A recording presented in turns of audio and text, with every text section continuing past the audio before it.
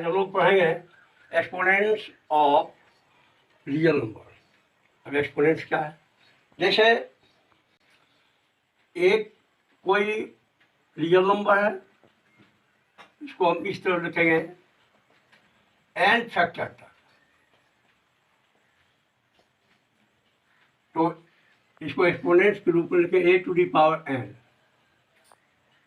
यानी हम कहते हैं कि nth power of real number a, और an को कहेंगे यह इसका एक्सपोनेंट्स है, और a को कहेंगे बेस है। ये जो रियल नंबर है इसको हम बेस कहेंगे और n को कहेंगे इसका पावर, एक्सपोनेंट्स कहेंगे। इसी तरह से कोई अंक लेके दिखाते हैं, ये 2 इंटू 2 इंटू 2 इंटू 2, तो देखते हैं क्या 2 4 टाइम्स आया है, तो 2 टू दी पावर 4 यानी 16। अब जैसे है 2/3, 2/3 पर पावर 3 लिखते हैं, तो इसको लिखते हैं 2/3 इंटू 2/3 इंटू 2/3, तो इसको लिखेंगे 8/27।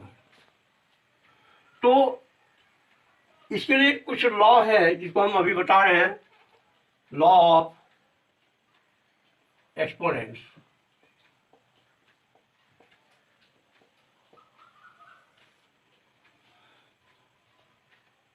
a to the power m into a to the power n। इसमें देखें क्या, a और इसका भी बेस a है, दोनों का बेस सेम है और पावर एक का m है दूसरे का n है, यानी सेम बेस है और दोनों का प्रोडक्ट हमको फाइंड करना है। तो जब बेस सेम रहेगा तो इसका पावर ऐड हो जाता है, a to the power m plus n। ठीक इसी तरह से a to the power m into a to the power m divided by a to the power n, ये हो जाएगा a to the power m minus n, where m greater than n, जब m n से बड़ा होगा। तीसरा law है a to the power m to the power n, इसको लिख सकते हैं a to the power m into n, यानी पावर पावर मल्टीप्लाई हो जाता है। फिर चौथा लॉ है a to the power m into b to the power m। देखें क्या, बेस अलग अलग है और पावर सेम है, तो इसको हम लिखते हैं a into B to the power m। इसी तरह से डिवीजन में है a by m by b to the power m, इसको लिखते हैं a by b to the power m। छठा इसका है a टू दी पावर -1, तो इसको लिखते हैं 1 बाय a। सातवां है, इसे रियल नंबर पर जब पावर 0 के रूप में हो तो उसका रिजल्ट 1 होता है। इतना जो है एक्सपोनेंट्स का लॉ है, इसको प्रूव भी किया जा सकता है। एक्सपोनेंट्स का लॉ पढ़ रहे थे और उसी लॉ पर आधारित कुछ एग्जांपल दिए हैं जिसको रिलेट करने के लिए हम सीखेंगे अभी। जैसे पहला नंबर है 5 square into 5 to the power 4। देख रहे हैं क्या, दोनों का बेस सेम है और उसका प्रोडक्ट फाइंड करना है। तो जब बेस सेम रहता है और प्रोडक्ट फाइंड करना हो, क्या करते हैं, पावर को ऐड करते हैं। 5 to the power 2 plus 4, 5 to the power 6। अब 5 इंटू 5 इंटू 5 इंटू 5 इन 6 बार करेंगे तो शायद 15,625 हो जाएगा। ठीक दूसरा एग्जाम्पल में देखिए, 5 to the power 8 divided by 5 to the power 3 equal to, देख रहे क्या दोनों का बेस सेम है और डिवीजन करना है। तो डिवीजन में क्या होता है, जब m का वैल्यू n से बड़ा होता है तो power a to the power m minus n होता है, ऐसा उन्होंने भी पढ़ा है। तो 5 to the power 8 minus 3, 5 to the power 5। अब 5 इंटू 5 इंटू 5 करेंगे तो 3125 हो जाएगा मल्टीप्लाई करने के बाद। तीसरा टाइप का सवाल, 3 स्क्वायर टू दी पावर 3। देख रहे क्या, एक लॉ पढ़े थे a to the power n equal to a to the power n into n, उसी पे ये है, ये हो जाएगा 3 to the power 2 into 3 and 3 to the power 6।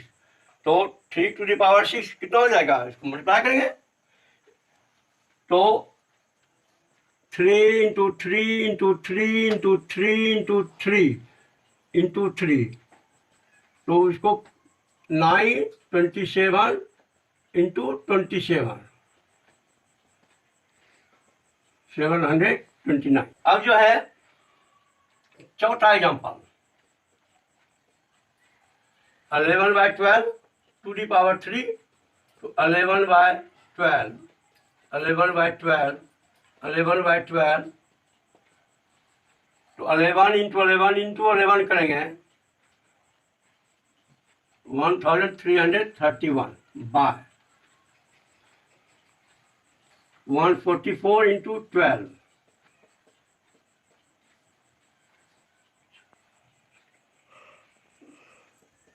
1728। अब पांचवा एग्जाम्पल है 3 बाय 4 टू दी पावर -3। तो माइनस के लिए लॉ हम लोग पढ़े a to the power -1 equal to होता है 1 बाय a। तो इसको हम लिखते हैं 1 बाय माइनस के लिए 1 by 3 by 4 to the power 3। इसको लिखते हैं 4 बाय 3 का whole cube, 4 into 4 into 4 by 3 into 3 into 3 64 by 27। और कुछ एग्जाम्पल लेते हैं, कुछ एग्जाम्पल के द्वारा सॉल्व करने के लिए सीखे, वैल्यू निकालने सीखे। अब जो है और कुछ एग्जाम्पल दिए हैं। पहला एग्जाम्पल जैसे है 64 टू दी पावर हाफ। तो 64 को हम लोग लिखते हैं 8 स्क्वायर और हाफ पावर रहने देंगे। तो 21 से लॉ आ गया a to the power n के फॉर्म पर है, अर्थात 8 स्क्वायर इंटू 1 बाय 2, 2 कैंसिल हो जाएगा, 8 टू दी पावर 1 अर्थात 8 हो गया। इसी तरह से दूसरा एग्जांपल है 32 टू दी पावर 1 बाय 5। हमेशा इस तरह का सवाल जब भी रहेगा उसको फैक्टर में हम लाने का प्रयास करेंगे। तो 32 जो है यह 2 टू दी पावर के फॉर्म में हम इसको लिख सकते हैं 1 बाय 5। तो यह कैसे जानेंगे, 32 को 2 टू दी पावर हम लिखेंगे तो इसको प्राइम फैक्टर में लाएंगे। इसको 32 को हम लोग लिख सकते हैं 260, 2 से डिवाइड करेंगे 1, 2 से डिवाइड करेंगे 4, 2 से डिवाइड करेंगे 2, 2 से डिवाइड करेंगे 1। यह तब तक करेंगे जब तक कि 1 यहाँ नहीं आ जाए। तो देखते हैं कि 2 जो है 5 बार आया है, 32 को फैक्टर में लाया है तो 2 5 बार आया था। इसको 2 टू दी पावर 5 हम लिखते हैं 32 को, और 2 the power 1 by 5 a to the power n to the power n के फॉर्म पर है। तो 2 to the power 5 into 1 by 5, 5 5 cancel, 2 to the power 1 equal to 2। अब तीसरा एग्जाम्पल है, इसी तरह तीसरा भी बना सकते हैं, चौथा को भी बना सकते हैं, पांचवा को भी बना सकते हैं। अब हम सातवां एग्जाम्पल बता रहे हैं 125 टू दी पावर 1 बाय 3। तो 125 को भी फैक्टर में लाएंगे तो हो जाएगा 5 इंटू 5 इंटू 5 यानी 5 to the power 3 to the power -1 by 3। तो 5 2 इंटू -1 बाय 3, 3 कैंसिल हो जाएगा, 5 टू दी पावर -1 अर्थात 1 बाय 5। ये सब लॉ हम लोग पढ़े हैं। अब हम लोग अभी इसको सिंप्लीफाई करने के लिए सीखेंगे। पहले ही बता चुके हैं कि इसको फैक्टर में पहले कैसे लाते हैं, फैक्टर में लाने के लिए सीखे हैं लोग। जैसे 81 है तो इसको लिख सकते हैं 3 टू दी पावर 4। कैसे होता है, जैसे 81 इसको हम तोड़ेंगे 3 27, 3 से डिवाइड करेंगे 9, 3 से फिर डिवाइड करेंगे 3, 3 से डिवाइड करेंगे 1। यह तब तक करेंगे जब तक 1 यहाँ नहीं जाए। तो 3 4 बार आएंगे, इसलिए 3 टू दी पावर 4 लिख जाए। उसी तरह से 16 को भी हम लिख सकते हैं 2 to the power 4 to the power -3 by 4 into 25 by 9 को हम लिखते हैं 5 square by 3 square to the power -3 by 2 divided by 5 by 2 to the power -3। इसको लिख सकते हैं लोग 3/2 और पावर 4, फिर है -3/4 इंटू, इसको लिख सकते हैं 5/3 का होल स्क्वायर और फिर पावर -3/2 है, डिवाइडेड बाय 5/2 -3 पावर 2 पे। तो अभी इसको लिखते हैं 3/2 to the power 4 into -3/4 into, इसको लिख सकते हैं 5/3 का whole square into -3/2 divided by 5/2 to the power -3।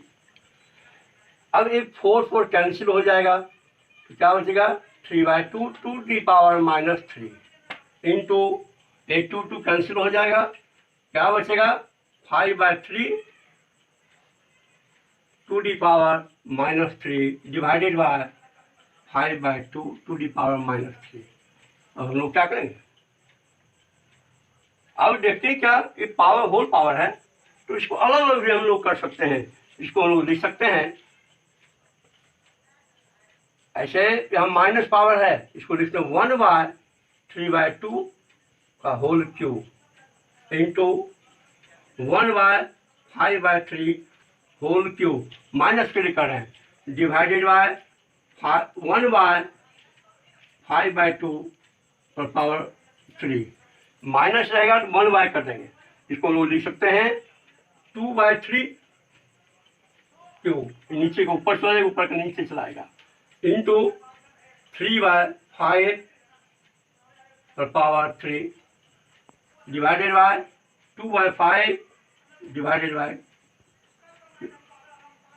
अब जो है इसको हम लोग लिख सकते हैं 2/3 पर पावर 3 इंटू 3/5 क्यूब इंटू 5/2, सब मल्टीप्लाई के रूप में है, इसको हम लोग लिखते हैं 2/3। ऐसे हम पावर के रूप में भी रख सकते हैं, अलग अलग कर देते हैं 2 to the power 3/3 to the power 3 into 5 to the power 3 3 to the power 3 by 5 to the power 3 into 5 to the power 3 by 2 to the power 3 देख सकते हैं। तो एक कैंसिल हो जाएगा, ऐसे हम एक्सपोनेंट्स का लॉ इसमें लगा सकते हैं या डायरेक्ट में कर सकते हैं 1। इसका आंसर 1 हो गया। इस तरह से हम लोग सिम्प्लीफाई करेंगे। फिर से मैं इसको बता रहा हूँ, ठीक है। 81/16, 81 को हम लिख सकते हैं 3 टू दी पावर 4, कैसे लिख सकते हैं, इसको प्राइम फैक्टर के रूप में लाएंगे इस तरह से, उसी तरह से 16 को भी इस तरह से बोलेंगे, इस फैक्टर के रूप में लाना है। मेरा प्रयास होगा कि जो यहाँ पर पावर में डिनोमिनेटर के फॉर्म में आ जाए। तो 3 to the power 4 by 2 to the power 4 को लिख सकते हैं 3/2 whole power 4 to the power -3/4 दिया हुआ है। फिर 5/3, 25 को 5 स्क्वायर, 9 को 3 स्क्वायर लिखते हैं टू दी पावर -3/2 और ये divided by 5/2 to the power -3 है। अब इसको हम लिख सकते होल पावर देखते हैं 5/3 का whole square to the power -3/2 divided by 5/2 to the power -3। अब इसमें देख रहे क्या, पावर दोनों पर है, 3/2 to the power 4 into -3/4, 4 cancel हो जाएगा, क्या बचेगा मेरा 3/2 पर पावर -3 इंटू 5/3 का होल स्क्वायर इंटू -3/2, 2 कैंसिल हो जाएगा, क्या होगा 5/3 to the power -3 divided by 5/2 to the power -3।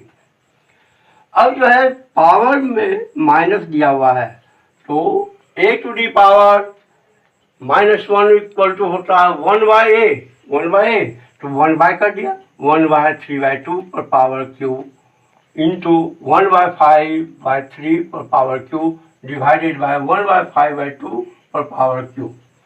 यानी माइनस को समाप्त करने के लिए ऐसा किया गया।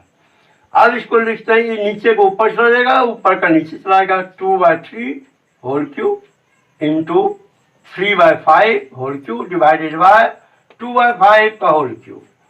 अब इसको लिखेंगे 2/3 का होल क्यूब इंटू 3/5 का होल क्यूब। अब यहाँ डिवीजन है, डिवीजन का कार्य कैसे करते हैं, मल्टीप्लाई कर देते हैं और उसका नीचे को ऊपर, ऊपर का नीचे कर देते हैं, तो हो जाएगा 5/2 का होल क्यूब।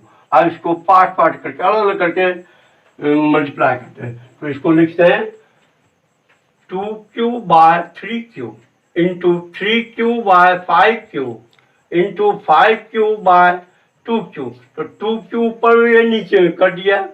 3 नीचे है, ऊपर में भी 3 है, कट गया। 5 और नीचे भी 5 ऊपर भी 5 है, 1 बार में सब कट जाएगा, यानी इसका आंसर 1 हो जाएगा।